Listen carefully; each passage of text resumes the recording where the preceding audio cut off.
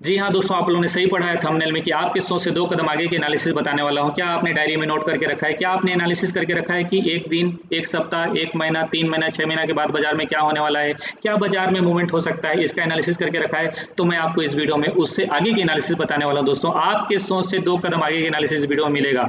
आपको ये पता चलेगा कि अगले 2 महीना, 3 महीना, 6 महीना बाजार का मोमेंटम कैसा हो सकता है? क्या बाजार यहाँ से धीरे-धीरे करके नया लाइफ टाइम हाई बनाने वाला है? या फिर बाजार यहाँ से बैक जाने वाला है, नया बॉटम बनाने वाला है? या फिर बाजार इसी लेवल में कंसोलिडेट करने वाला है? बाजार क्या करने वाला है? आपने टीवी देखा है, न्यूज़ देखा है, पेपर पढ़ा है, बहुत सारी चीज़ें आप लोगों ने देखा है दोस्तों। कई सारे यूट्यूब देखे होंगे जहाँ पे बताया जा रहा है, अलग-अलग कारण बताया जा रहा है कि बाजार यहाँ से ऊपर क्यों जा रहा है, बाजार को मैनिपुलेट किया जा रहा है, बाजार में ऑपरेटर आ गए हैं, ऑपरेटर बाजार को ऊपर लेके जा रहे हैं, ऊपर से गिराएंगे, यहाँ मत खरीदो, बर्बाद हो जाओगे, डूब जाओगे, बैंक बैलेंस खत्म हो जाएगा, दुनिया भर की चीजें बताया जा रहा है। ये बताया जा रहा है कि बाजार 6,000 क्यों नहीं आ रहा है, 5,000 क्यों नहीं आ रहा है, इसके अलग-अलग कारण बताया जा रहा है। नो डाउट कि जीडीपी हमारा खराब है, आने वाले दिन पे खराब हो सकता है, कंपनी में प्रोडक्शन नहीं है, डिमांड नहीं है, सप्लाई नहीं है, सब कुछ खराब है, लेकिन बाजार का मूड अप है।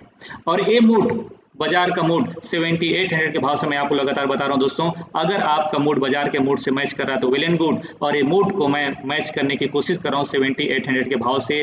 जब बाजार नया लो बना रहा था, गिरावट आ रहा था, धुआंधार गिर रहा था, लगातार गिरते जा रहा था, तब 7800 के भाव से मुझे पता लगा, मुझे ऐसा लगा कि यहाँ से बाजार वापस जाना चाहिए। तो मैं आप लोगों को आपको लगातार इसी चैनल में आप लोगों को बता रहा था दोस्तों कि यहाँ पर बॉटम बनने वाला है। 7800 7500 का जो लो बना है वो हमारे लिए बॉटम होना चाहिए, इसी लेवल के आसपास बॉटम होना चाहिए। मैं इंकरेज कर रहा था आपको, इस लेवल पे एक अपॉर्चुनिटी मिल रहा है, इस अपॉर्चुनिटी को बनाने की कोशिश कीजिए। लेकिन याद रखिए दोस्तों, अगर आपने 7800 के भाव का अपॉर्चुनिटी को आपने भुना लिया तो बहुत अच्छी बात है, नहीं भुना है तो इससे बड़ी अपॉर्चुनिटी आपको आने वाले दिनों पे मिलने वाला है। कैसे मिलेगा, किस भाव पे मिलेगा, किस भाव का इंतजार करना चाहिए हमें दोस्तों, इस वीडियो के अंत तक आपको इसकी पूरी जानकारी मिल जाएगी। जो भी बात करेंगे इस वीडियो में विथ लॉजिक बात करेंगे, विथ टेक्निकल बात करेंगे, कोई फालतू बात नहीं करेंगे। मैं कोई मनगढ़ंत बात बताने वाला नहीं हूं, मैं कोई ऐसी बातें नहीं करने वाला हूं आपको ऐसा नहीं लगना चाहिए कि मोहन राजवाड़े अपने दिमाग से बोल रहा है। जो भी बात करूंगा दोस्तों विथ टेक्निकल बात करूंगा, तो वीडियो को पूरा दिखेगा। आप आधा देखते हैं, फॉरवर्ड कर देते हैं, मुझे पता नहीं, लेकिन वादा करता हूं दोस्तों, अगर वीडियो को पूरा दिखेंगे तो आपको अगले 6 महीना में बाजार क्या करने वाला है आपको आज पता चलेगा, इसी वीडियो में पता चलेगा। तो देरी नहीं करते दोस्तों, चलिए चलते हैं एनालिसिस। मैं हूं मोहन राजवाड़े और आप देख रहे हैं MTech stock analysis YouTube channel. आपका बहुत बहुत स्वागत है हमारे चैनल में दोस्तों। शुरुआत करते हैं एनालिसिस का, लेकिन इस चार्ट में आगे जाने से पहले आपको थोड़ा सा मैं बैक में लेके जाऊंगा।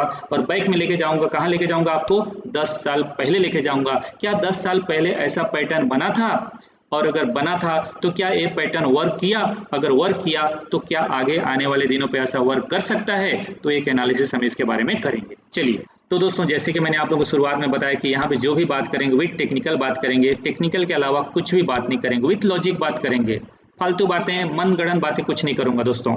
तो सबसे पहले चलते हैं हम लोग 2008 में बाजार गिरा कैसे, इसके बारे में समझते हैं दोस्तों। देखिए 2008 की जो गिरावट था, स्टेप बाय स्टेप गिरा था, मतलब स्टेप बाय स्टेप गिरावट था। और 2020 की गिरावट सिर्फ वन स्टेप में हुआ और वन स्टेप में वापस जाने की तैयारी कर रहा है। 2008 में क्या किया बाजार, स्टेप बाय स्टेप गिरा और स्टेप बाय स्टेप मूवमेंट किया। जब 2008 में दोस्तों 3 स्टेप में बाजार गिरा और 3 स्टेप में बाजार हाई बनाया, मतलब जिस भाव से गिरा उस भाव तक जाने में 3 स्टेप लगा। तो 2020 में बाजार वन स्टेप में गिरा है तो इसको वन स्टेप में ही नया हाई बनाना चाहिए, ठीक है, विथ लॉजिक। अब दोस्तों जैसे कि मैं आपको लगातार बोल रहा था, मार्च के एनालिसिस में लगातार आपको समझा रहा था कि मार्च का एक कैंडल है, उस कैंडल को पूरा होने दीजिए, मार्च का कैंडल बनने दीजिए और ये माइलस्टोन हो जाएगा। अगर मार्च के लो के अंदर कंसोलिडेट करता है तो हमारे लिए वेल एंड गुड होगा, और वैसे ही हुआ। और अभी तक हम एनालिसिस में सही निकले हैं, अभी तक हम परफेक्ट हैं। आपको इसके लिए तो कम से कम मुझे थैंक बोलना चाहिए, कमेंट करके इंकरेज तो जरूर करना चाहिए, इतना तो अधिकार रखता हूँ आपके साथ। साथियों अब बाजार 10,000 के ऊपर चला गया है, फिर हम 2008 में लौटते हैं, पुराने लेवल पे लौटते हैं दोस्तों। 2008 में बाजार 6400 से गिरा, एक स्टेप गिरावट आया 4500, फिर यहाँ से एक बार उछाल देखने को मिला। 2020 में ऐसा कोई उछाल देखने को नहीं मिला, जो गिरा सर्किट पे सर्किट लगता गया, नया बॉटम बनता गया, कंटिन्यू गिरता रहा, बाजार संभलने का भी कोशिश नहीं किया। लेकिन 2008 में बाजार संभल के गिरा, पहला स्टेप में 4500 तक आया, फिर ऊपर निकला 600-700 पॉइंट ऊपर गया, इसके बाद फिर से गिरावट दिखाया 1000-1200 पॉइंट का, और फिर एक उछाल मिला लगभग 600-700 पॉइंट का, फिर से वहां से एक गिरावट देखने को मिला और बॉटम बनाया 2300 का, बॉटम बनाया 2300 का, और इसके ऊपर लगभग 1000 पॉइंट ऊपर जाके कंसोलिडेट किया। कहाँ पे, 3300 और लो क्या बनाया था 2500। तो इस 700-800 पॉइंट के बीच में कंसोलिडेट किया और लगभग 5 महीना यहाँ पे कंसोलिडेट किया। कंसोलिडेट करने के बाद यहाँ से ब्रेकआउट आया। ब्रेकआउट कितने दिनों के बाद आया दोस्तों? लगभग 5 महीना के बाद ब्रेकआउट आया। 5 महीना एक जगह पे कंसोलिडेट करता रहा और जब ये ब्रेकआउट मिला तो फिर रुका नहीं, डायरेक्ट लोअर लेवल से 50% ऊपर जाके रुका। मतलब लोअर लेवल क्या था 2300 और अपर लेवल क्या था, मतलब पहली गिरावट के बाद उछाल का जो लेवल था दोस्तों वो 4600 का था। एटलीस्ट 50% का जंप देखने को मिला जब पहली बार उछाल मारा। तो बाजार को समझ में आया होगा कि अब धीरे धीरे ही सही लेकिन ठीक होने वाला है। फ्यूचर को बाजार ट्रेड करता है, फ्यूचर को उसको समझ में आया होगा कि अब बाजार में ठीक होने वाला होगा दोस्तों। इसके बाद क्या किया बाजार, यहाँ पे थोड़ा दिन और कंसोलिडेट किया, 1-1.5 महीना, फिर यहाँ से एक जंप मारा, छोटा जंप मारा, ठीक है, क्योंकि यहाँ पे छोटी गिरावट आया था। सेकेंड स्टेप में गिरावट क्या था, छोटा था। थर्ड स्टेप में गिरावट क्या था, बड़ा था। फर्स्ट स्टेप में गिरावट क्या था, बड़ा था। सेकेंड स्टेप में गिरावट छोटा था। उसी तरीके से यहाँ पे फर्स्ट स्टेप में मूवमेंट, अपसाइड का मूवमेंट बड़ा था, सेकेंड स्टेप में धीरे धीरे हुआ, फिर थर्ड स्टेप का मूवमेंट था वो फिर बड़ा था और फिर हाई बनाया। हाई बनाया दोस्तों कौन से लेवल पे, जो लेवल पे जिस लेवल से गिरा था उसी लेवल का हाई बनाया और वहां से एक गिरावट आया। गिरावट कितना आया, परसेंटेज वाइज कितना आया, इसके बारे में यहाँ पे बात करेंगे दोस्तों। टॉप से गिरा, फिर से हाई क्या बनाया था 6400 का हाई बनाया था और वहीं से गिरावट आया, फिर से लोअर लेवल जहाँ फर्स्ट स्टेप में गिरा था वहां तक की गिरावट आया लगभग 47-4600 तक का। अगर इसको हम परसेंटेज वाइज जोड़ते हैं तो क्या होगा, देखिए यहाँ पे मैं फिबोनाची रिट्रेसमेंट लगा देता हूँ, ये सबसे बढ़िया चार्ट बनेगा यहाँ पे समझने के लिए। देखिए एक ये बॉटम है, ये लो है और इसको मैं रिट्रेसमेंट लगा देता हूँ टॉप से, ठीक है। टॉप में ले जाके मैंने ड्रॉप कर दिया। तो आप लोगों ने अगर मेरा पिछला एनालिसिस वीडियो देखा होगा रिलायंस इंडस्ट्री का तो ये मालूम होगा दोस्तों, मैंने उसमें बहुत डिटेल बताए हैं फिबोनाची रिट्रेसमेंट के बारे में कि पहली गिरावट टॉप से अगर किसी स्टॉक में गिरावट आएगा जो स्ट्रेंथफुल गिरावट होगा वो 23% का होगा, 23.6% का। इसके बाद जो दूसरा गिरावट आएगा जो अच्छी गिरावट माना जाता है 38.2% का होता है। आप देखिए दोस्तों यहाँ पे ग्रीन लाइन थोड़ी पतली सी दिखाई दे रही है, थोड़ा कम दिखाई दे रहा है, लेकिन दोस्तों यहाँ पर जो गिरावट आया 4700 का भाव क्या था 38% के आसपास था और वहां से जंप मारा बाजार, ठीक है। यहां से जंप मारा तो बाजार क्या किया, बाजार अगेन नया हाई के आसपास गया। मैं इसको निकालता हूं, ठीक है। बाजार कहां गया, अगेन नया हाई के आसपास गया और यहाँ पे मल्टीपल टॉप हुआ। ये क्या हुआ, मल्टीपल टॉप हुआ, एक बार हुआ, दो बार हुआ, यहाँ पे तीसरे चौथे बार और यहाँ पर आसपास टॉप के आसपास जाके कंसोलिडेट करने लगा। आपको मालूम होना चाहिए, लगातार इसके बारे में आपको इंकरेज कर रहा हूँ, बता रहा हूँ, समझा रहा हूँ कि टॉप के पास अगर कोई स्टॉक कंसोलिडेट कर रहा है कोई भी, तो समझो वहां से एक बड़ा जंप देने की तैयारी कर रहा है। वैसे ही पैटर्न यहाँ बना दोस्तों और यहाँ से जो जंप मारा बाजार, मतलब 6400 से जो जंप मारा बाजार सीधा जाके रुका 9100 के पास, ठीक है। 9100 के आसपास जाके रुका, लगभग 40 से 45% का जंप दिखा, ठीक है। तो सेकेंड एंट्री कहां बना, अगर किसी बंदे ने यहाँ पे एंट्री लिया बहुत समझदार है, ठीक है, क्योंकि इस लेवल पे एंट्री है 100 EMA। क्या ये आपको ब्लू लाइन दिखाई दे रहा है दोस्तों, ये 100 EMA मंथली चार्ट पे। यहाँ पे जिंदगी में 1-2 बार ही एंट्री मिलता है। अगर आपका लाइफ 20-25 साल का स्टॉक मार्केट में तो सिर्फ 1 से 2 बार मौका मिलेगा आपके स्टॉक में एंट्री करने का। लेकिन जब एंट्री करने का मौका आएगा तब क्या होगा, फाइनेंशियल क्राइसिस टाइप का सिचुएशन होगा, कोरोना जैसा महामारी का सिचुएशन होगा, आने वाले दिनों पे कोई बड़ा सिचुएशन, इससे भी खराब वाले सिचुएशन हो सकता है जहां पे लोग आपको डरवाएंगे, मत खरीदो, मत खरीदो, बर्बाद हो जाओगे, डूब जाओगे, खत्म हो जाएगा, बाजार खत्म है, कुछ नहीं है, कुछ नहीं बाकी है। ऐसी खबर आएंगे, ऐसे न्यूज आएंगे, ऐसे यूट्यूब में आपके वीडियो आएंगे जहां पे आपके नॉइस आपके कान के अंदर जाएंगे। अगर ऐसे नॉइस को कान के अंदर जाने देते हैं तो आप कभी भी सही डिसीजन ले पाएंगे।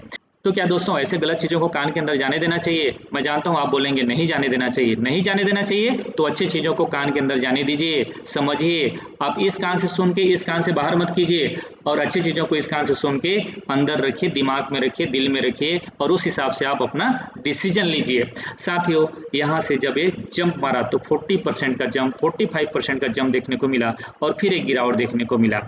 तो क्या किसी बंदे ने इस लेवल पे इन्वेस्टमेंट किया उसके लिए बिग अपॉर्चुनिटी था, या किसी बंदे ने इस लेवल पे पोजीशन बनाया उसके लिए बिग अपॉर्चुनिटी था? अपॉर्चुनिटी कौन सा था दोनों में से? अगर आप कंपेयर करो तो बड़ा अपॉर्चुनिटी क्या था? मैं कहूँगा दोस्तों दोनों ही अपॉर्चुनिटी बिग था। तो अगर अभी आपके पास ये अपॉर्चुनिटी मिस हो गया है, 7800 का भाव मिस हो गया है, तो वेट करो, आपको फिर से एक अपॉर्चुनिटी मिलेगा और बड़ा अपॉर्चुनिटी मिलेगा। दोस्तों आप लोगों ने देखा कि बाजार गिरा और गिरने के बाद फिर हाई के आसपास गया और वहां से 38% की गिरावट देखने को मिला। 38% का गिरावट देखने को मिला और वहां से बाजार जंप किया और 38% से अगर आप देखें, मतलब 45 से देखें दोस्तों, तो बाजार डबल से भी ज्यादा हो गया। तो बड़ा अपॉर्चुनिटी कहाँ है? ए लेवल तो है ही है बड़ा अपॉर्चुनिटी, ए लेवल में बहुत बड़ा अपॉर्चुनिटी था दोस्तों। ऐसा ही अपॉर्चुनिटी आपको आने वाले दिनों पे मिलने वाला है।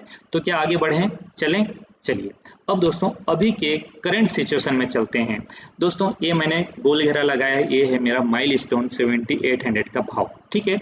तो जब बाजार गिर रहा था तो मैं आपको लगातार बोल रहा था दोस्तों, अगर आप मेरे चैनल पे अभी अभी जुड़े हैं तो शायद मार्च के वीडियो आप लोगों ने नहीं देखा, उस वीडियो को आप जरूर देखिएगा। बहुत कुछ चीज़ें आपको वहाँ पे मैंने बताने की कोशिश की है और सबसे ज़्यादा मैं आपको इंकरेज करने की कोशिश किया है। मैं आपको बाजार से भागने के लिए नहीं बोला है, मैं बाजार में आपको अपॉर्चुनिटी तलाश करने के लिए बोला है। लगातार आपको इंकरेज मोटिवेट करने की कोशिश किया है कि ये मौका है, इस मौका को भुनाने की कोशिश कीजिए। अब दोस्तों यहाँ पर हम एनालिसिस करेंगे। मैं फिर से यहाँ पे आपको एक चार्ट लगा के दिखाता हूँ। मैं यहाँ पे आपको फिबोनाची लेवल पे एनालिसिस करके बता रहा हूँ, फिर हम मूविंग एवरेज पे चलेंगे। दोस्तों यहाँ से एक रिट्रेसमेंट लगाइए, जैसे गिरा तो पहले बाजार को गिरने दीजिए, बाजार को पहले गिरने दीजिए। कितना गिर रहा है हमें नहीं पता, जब गिर रहा हो तो गिरने दीजिए। गिरने के बाद जब संभलता है तब आप एनालिसिस शुरू कीजिए, तब आप सोचना शुरू कीजिए कि अब मैं यहाँ पे पोजीशन बना सकता हूँ या नहीं बना सकता हूँ। दोस्तों ये है बॉटम और यहाँ से मैं एक रिट्रेसमेंट लगाता हूँ टॉप का, जो अप्रैल में हाई बना। 7800 के आसपास हमें एंट्री मिला, फिर बाजार में मूवमेंट मिला हमें 9890 तक का, ठीक है। तो शानदार मूवमेंट मिला और यहाँ से बाजार एक टॉप बनाया और स्पीड में गिरावट देखने को मिला। स्पीड में गिरावट कहाँ तक देखने को मिला? अब समझिए आप यहाँ पे 38% तक। कहाँ तक? 38% तक। आपको याद होगा दोस्तों, जब मई सीरीज का एक्सपायरी हो रहा तो मैंने एक एनालिसिस वीडियो पोस्ट किया था कि मई के सीरीज हो सकता है यहाँ पर इसी लेवल में कंसोलिडेट करते हुए क्लोज हो जाए, या फिर एक्सपायरी के ठीक एक दिन पहले या एक्सपायरी के दिन में बाजार ब्रेकआउट दे दे। वैसा ही हुआ, एक्सपायरी के ठीक एक दिन पहले बाजार में ब्रेकआउट आया और वो ब्रेकआउट अभी तक चल रहा है कंटिन्यू। मैं यहाँ पे बताया था कि अगर यहाँ से ब्रेकआउट करता है 92 9300 के ऊपर ब्रेकआउट करता है तो बाजार जाएगा 9890 तक का। लेकिन बाजार यहाँ रुका कहाँ? बाजार को बहुत जल्दी है लाइफ टाइम हाई बनाने का, बहुत जल्दी है बाजार लाइफ टाइम हाई बनाने की तरफ जा रहा है दोस्तों, ध्यान रखिएगा।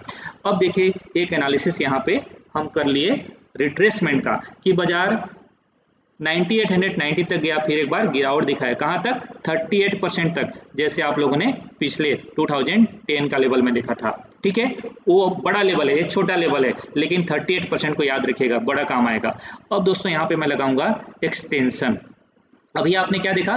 Fibonacci retracement. अब मैं आपको लगा के दिखाता हूँ फिबोनाची एक्सटेंशन। देखिए अगर ये सॉफ्टवेयर आपके पास है तो मुझे लगता है बहुत अच्छा होगा आपके एनालिसिस करने के लिए। मुझे लगता है ये सॉफ्टवेयर आपके पास होना चाहिए। टूल्स रहेगा तो आप अच्छा एनालिसिस कर पाएंगे, अच्छा समझ पाएंगे दोस्तों, और मैं इसको प्रीफर करता हूँ।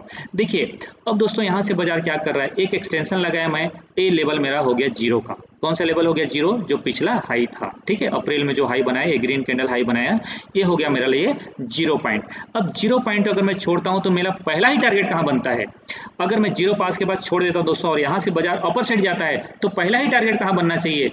पहला ही टारगेट बनना चाहिए 10,500 का। यहाँ पे आपको दिखाई दे रहा है 10,580, तो टारगेट क्या बनना चाहिए? 10,580 के आसपास का हमारा पहला ही टारगेट बनना चाहिए। और अगर ये कंटिन्यू रह जाता है, जो शायद न हो, ठीक है, क्यों? इसका भी वजह बताऊंगा, विथ लॉजिक बताया हूं दोस्तों, बिना लॉजिक बात नहीं करूंगा। जो शायद नहीं होना चाहिए, अगर हो जाता है तो बहुत अच्छी बात है, हम तो चाहते हैं हो जाए। अगर नहीं होता है तो डायरेक्ट मूवमेंट करेगा दोस्तों 11,700 का टारगेट बाजार के लिए। नेक्स्ट मोमेंट क्या होगा? 11,700 का। जा यही रहा है लेकिन स्टेप अलग हो सकता है। तो अब एनालिसिस क्या हुआ दोस्तों, इसका मैं यहाँ पे चार्ट ड्रा करता हूँ। एक मोमेंट मिला, कहाँ तक? यहाँ तक 7800 7500 के भाव से कहाँ तक गया? 9890 तक। फिर यहाँ से एक गिरावट दिखाया, कितना परसेंट गिरावट आया? 38%। अब बाजार यहाँ से जो मूवमेंट कर रहा है, कहाँ तक का मूवमेंट कर रहा है? आप यहाँ पे चार्ट ड्रा कर लीजिए, 10,550 60 जो भी, ठीक है, 80 के आसपास है। तो यहाँ पर क्यों जाएगा बाजार? यहाँ पर टारगेट क्यों दिखा रहा है? इसका लॉजिक देखिए, 200 EMA। क्या है? 200 EMA। मैंने बोला था ना विथ लॉजिक बात करूंगा मैं। 200 EMA आप लोगों ने अगर लगातार वीडियो मेरा देख रहे होंगे तो आपको मालूम होगा दोस्तों कि 200 EMA एक बार रेजिस्टेंस जरूर बनता है। 200 EMA एक बार रेजिस्टेंस जरूर बनता है। तो बाजार का जो मूड है ऐसा लग रहा है कि 2-3 दिन का इसका टारगेट 10,500 के आसपास होना चाहिए। और लगातार मैं आपको बोल रहा था कि बाजार जा रहा है 10,500। मैंने कई बार अपने यूट्यूब चैनल में, टेलीग्राम चैनल में इसके लिए वोटिंग कराया, लेकिन परसेंटेज क्या था 10,500 जाने का सबसे कम था और नीचे जाने का सबसे ज़्यादा था। हम कम की तरफ रहे और उस हिसाब से पोजीशन बनाते रहे। ठीक है, तो बाजार क्या कर रहा है 10,550, 580 के आसपास जाने की तैयारी कर रहा है दोस्तों। अब मैं आपको एक एनालिसिस और बताता हूं कि बाजार यहां तक जाएगा तो क्या करेगा, 10,050 के आसपास जाएगा तो क्या करेगा। क्या बाजार में यहां से गिरावट देखने को मिलना चाहिए? अगर यहां से बाजार में गिरावट देखने को मिलना चाहिए तो कितना पॉइंट गिरावट देखने को मिलना चाहिए, इसका भी एनालिसिस करते हैं। चलिए विथ लॉजिक बात करते हैं। यहां से मैं फिर से एक रिट्रेसमेंट लगाऊंगा। ये रिट्रेसमेंट क्या होगा दोस्तों, टॉप के पास ले जाके मैं छोड़ दूंगा। कहां पे ले जाके छोड़ूंगा, 10,500 के आसपास, 50 के आसपास ले जाके मैं छोड़ दूंगा। ठीक है, मैंने कहां पे छोड़ा, 10,530 आ गया ना, मैं थोड़ा सा ऊपर ले जाके छोड़ता हूँ। ये है, इस लेवल के आसपास ले जाके छोड़ दिया हूँ। आपको यहाँ पे दिखाई दे रहा है 10,579 का। ठीक है, जो 80 के आसपास है इसका एक्सटेंशन दिखा रहा था। ठीक है, अब देखिए दोस्तों, यहाँ से जो बाजार रिट्रेसमेंट दिखाएगा तो कहाँ तक आना चाहिए, विथ लॉजिक बात कर रहा हूँ, 9880 मतलब 9900 तक की गिरावट इसमें पॉसिबल है। कहाँ से, 10,550, 10,580 के भाव से। तो जो बाजार अभी मूवमेंट कर रहा है इस वीक में, इस मंथ में मूवमेंट कर रहा है बाजार कहाँ तक, 10,500, 10,550 तक का मूवमेंट कर रहा है। फिर बाजार में क्या गिरावट आना चाहिए, 9900 के आसपास से गिरावट आना चाहिए। जब उस समय गिरावट आएगा तो टीवी में, यूट्यूब में बहुत सारे खबर आएंगे कि अब बाजार गया, बाजार धराशायी होने वाला है, बाजार खत्म होने वाला है, मैनिपुलेशन का काम पूरा हो गया है, ऑपरेटर अपना काम शुरू कर दिया है, भग जाओ, डूब जाओगे वरना बर्बाद हो जाओगे, निवेशकों के 2 लाख करोड़ स्वाहा। आपका नहीं होगा, क्यों, क्योंकि आपको पता है। दोस्तों फिर क्या होगा, भविष्य की बात मैं कर रहा हूं। ठीक है, प्रेडिक्शन कर रहे हैं, प्रेडिक्शन सही बात नहीं होती है बाजार के लिए, लेकिन बाजार का चाल है तो एक कैलकुलेशन हम बात कर रहे हैं, कैलकुलेट बात कर रहे हैं हम कि कैलकुलेशन के हिसाब से क्या होना चाहिए।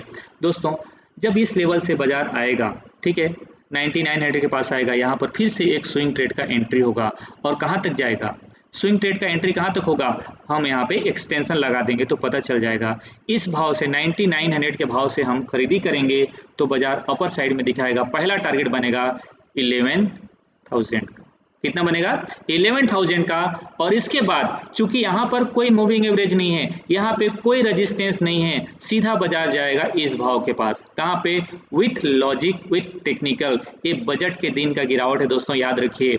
ये कब का गिरावट है, बजट के दिन का गिरावट है। और ये भाव क्या है, क्या दिखा रहा है, 11,660, 80 के आसपास का भाव दिखा रहा है दोस्तों, जो रेजिस्टेंस का काम करेगा। और यही भाव मेरा फिबोनाची एक्सटेंशन भी दिखा रहा है कि इसका नेक्स्ट टारगेट बनेगा जो 261% का होगा। वो क्या होगा, 11,660, 80 के आसपास का होगा। तो बाजार यहाँ से क्या मूवमेंट करेगा, बाजार मूवमेंट करेगा, इसको पहले मैं निकाल देता हूँ फिर आपको बताता हूँ कि बाजार यहाँ से जो मूवमेंट करेगा वो यहाँ तक जाएगा, 11,660 तक, 80 तक आसपास का मूवमेंट होगा। तो बाजार का इस तरीके से मूवमेंट होगा। हो सकता है कि ये कंटिन्यू हो जाए क्योंकि यहाँ रेजिस्टेंस नहीं है, ये रेजिस्टेंस थोड़ा फेस करेगा और हो सकता है कि यहाँ से फिर से 38% की गिरावट आ जाए। या फिर ये भी हो सकता है, देखिए 2 कंडीशन बनेगा, जैसे मैंने 10,550 के आसपास बताया, बाजार अगर नीचे नहीं गिरता है, 9800 के पास नहीं आता है और यहीं पर कंसोलिडेट करने लगे तो बाजार यहीं से ब्रेकआउट कर जाएगा। वैसा ही यहाँ भी सिचुएशन बनेगा कि अगर बाजार नहीं गिरता है तो इसी लेवल में कुछ दिन कंसोलिडेट करे, गिरे तो अच्छा है, हमें समझने का मौका मिलेगा, एंट्री लेने का मौका मिलेगा, स्विंग में कुछ एंट्री लेने का मौका मिलेगा। और अगर नहीं गिरता है तो डायरेक्ट चले जाएगा ये भाव, जो भाव आप लोगों ने 2008 में देखा कि नया हाई के पास बाजार जाता है, यहाँ पर जाता है और एक फिर से बॉटम बनाता है। दोस्तों आंख बंद करूंगा मैं 12,430 के पास 20 पॉइंट का स्टॉप लॉस लगाऊंगा और बेच दूंगा। मेरी जितनी औकात होगी मैं बेच दूंगा सीधा, बस मुझे दिखना चाहिए। 20 पॉइंट का स्टॉप लॉस लगाऊंगा और मैं अपनी औकात की बात नहीं करता हूं, मैं अपने डीमेट की औकात की बात करता हूं। मेरी औकात तो इतना है, आपकी औकात तो इतना है कि साला पूरा निफ्टी 50 के स्टॉक को बेच दें, तो उसकी बात नहीं कर रहा हूं। हम अपनी बात नहीं करें, मेरी डीमेट में जितना फंड होगा मैं वहां पे बेच दूंगा निफ्टी को।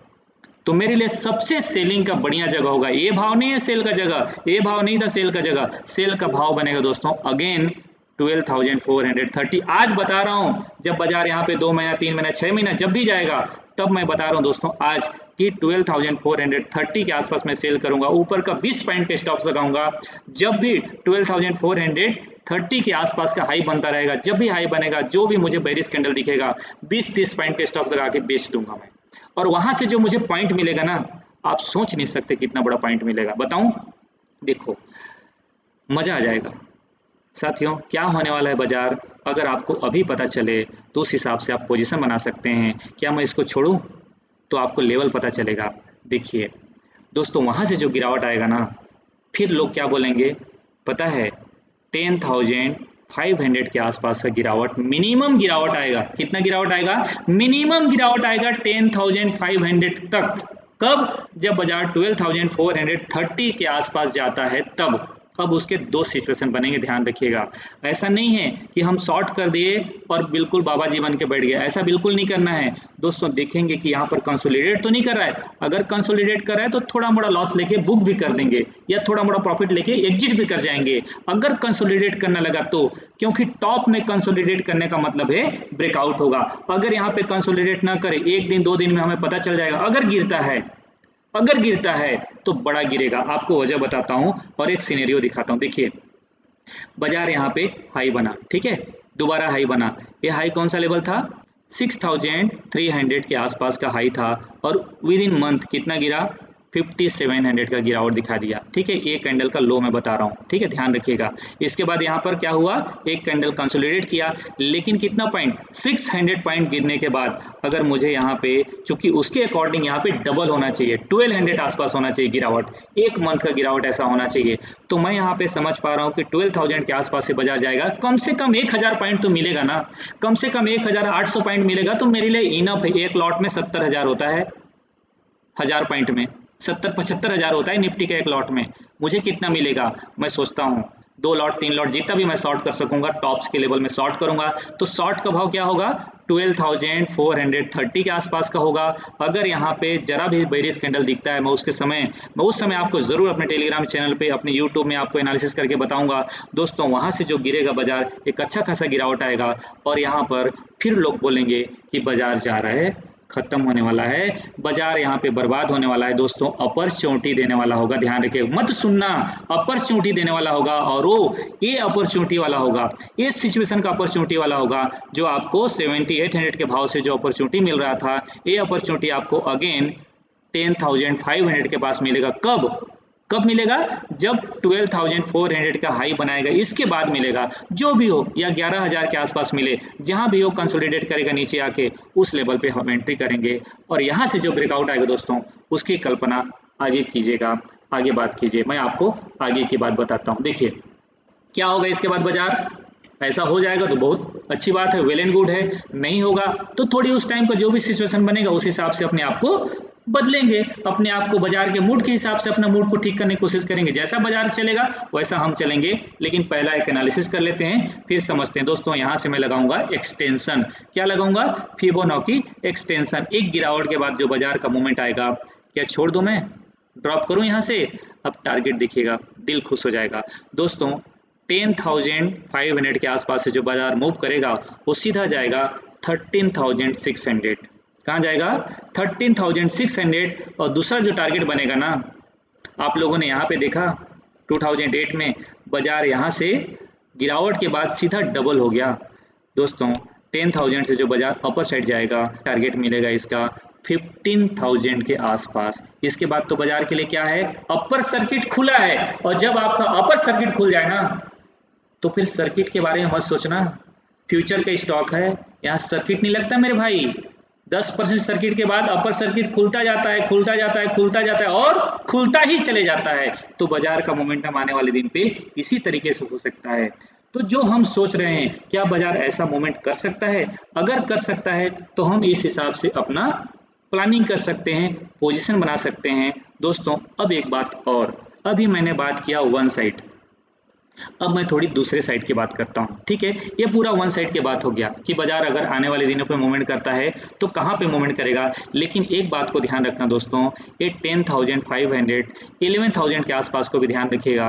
ये जो अपॉर्चुनिटी था ये सेम अपॉर्चुनिटी होगा, दोनों गोल्डन चांस होगा, दोबारा जिंदगी में मौका नहीं मिलेगा भाई, दोबारा लाइफ में मौका नहीं मिलेगा। पता नहीं एंट्री कर पाएंगे नहीं कर पाएंगे, मुझे नहीं मालूम, मुझे फॉलो करेंगे नहीं करेंगे मुझे नहीं पता, मैं अगले 6 महीना 5 महीना में सही होता हूँ नहीं होता हूँ ये भी मुझे नहीं पता, हो सकता है मैं गलत हो जाऊँ, हो सकता है मेरा एनालिसिस फेल हो जाए, और कई बार हम फेल हुए भी हैं, लेकिन हम ज़्यादा बार सफल होते हैं, इसलिए हम इस पैटर्न को फॉलो करते हैं। दोस्तों अब देखिए इस भाव के आसपास क्या बाजार यहाँ पर क्लोज किया लास्ट डे को, ठीक है, मतलब 10,140 के आसपास। जब मैं बात करूं दोस्तों 8/6/2020 मेरे बर्थडे का डे है, ठीक है साथियों। देखिए ये हो क्या रहा है, अब दोस्तों यहाँ पे बाजार क्या कर रहा है थोड़ा इसके बारे में समझिए। देखिए बाजार के लिए अपर साइड में यहाँ पे रेजिस्टेंस नहीं है 10,500 से पहले, और लोअर साइड में सपोर्ट है 9900 के आसपास, 9880 के आसपास का सपोर्ट है जो अप्रैल का हाई था, ठीक है। तो अप्रैल के हाई के आसपास बाजार अगर लोअर साइड में जाने की कोशिश करता है तो यहाँ पे सपोर्ट लेगा और फिर से जंप मारेगा अप साइड में। बट एक बात ध्यान रखिए, अगर मान लो 9800 को बाजार होल्ड नहीं कर पाता है तो बाजार कहाँ जाएगा, बाजार का दूसरा सपोर्ट मिलेगा दोस्तों ए भाव, क्या मिलेगा 8800 का भाव इसका सपोर्ट मिलेगा और वो स्ट्रॉन्ग सपोर्ट होगा। तो डाउन साइड में 8800 का मतलब 9000 का, तो इस आसपास के पास भी बाजार की प्रोबेबिलिटी बनेगा अगर अपर साइड नहीं जाता है तो, लेकिन नया बॉटम बनेगा ऐसा कोई सिनेरियो मुझे यहाँ पे दिखाई नहीं दे रहा है। आने वाले दिनों पे क्या हो सकता है, आने वाले दिनों पे रिजल्ट सेशन है, हो सकता है क्योंकि रिजल्ट खराब ही आएंगे, बाजार इसको ऑलरेडी भुना चुका है, मुझे लगता है इसको बाजार ने डिस्काउंट कर लिया है, फिर ऊपर में जाके डिस्काउंट करेगा, क्या करेगा 10,500 के आसपास जाके या फिर 11,000 के पास जाके डिस्काउंट करेगा बाजार।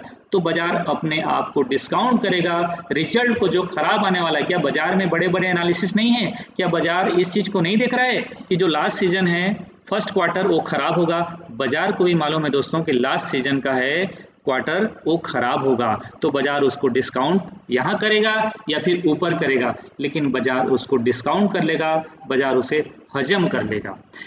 तो हम यहाँ क्या बात कर रहे हैं दोस्तों कि अगर 10,500 से बाजार नीचे जाता है और 9900 को होल्ड कर लेता है तो ठीक, अगर नहीं करता है तो आपके लिए क्या प्रोबेबिलिटी बनेगा, डाउन साइड में अगेन बाजार जाना चाहेगा 9000 के आसपास, 8800 9000 के आसपास जाना चाहेगा, वहां भी आपको अपॉर्चुनिटी ही मिलेगा एंट्री का या स्विंग ट्रेडिंग का अपॉर्चुनिटी मिलेगा, लेकिन लॉन्ग टर्म का इन्वेस्टमेंट इस भाव पे बिल्कुल नहीं है, छोटा छोटा मौका है, छोटा छोटा अपॉर्चुनिटी है, 200 250 400 500 पॉइंट का ये मोमेंटम का ट्रेड मिलेगा, इस लेवल में आप कर सकते हैं विथ एनालिसिस।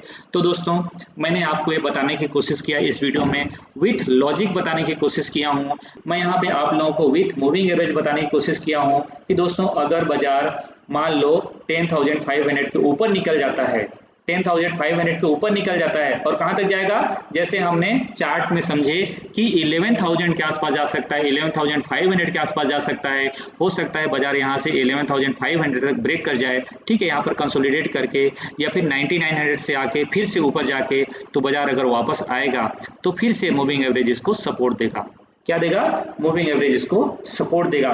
तो विथ सपोर्ट विथ रेजिस्टेंस बाजार चलने की कोशिश करेगा, लेकिन स्टेप बाय स्टेप बाजार मूवमेंट कर रहा है, बट बाजार के जो मूवमेंट है वो वी शेप रिकवरी का है और बाजार जल्दी ही नया लाइफ टाइम हाई की तरफ जाने की कोशिश कर रहा है, विथ चार्ट में समझ पा रहा हूँ जो आपको मैंने बताने की कोशिश किया।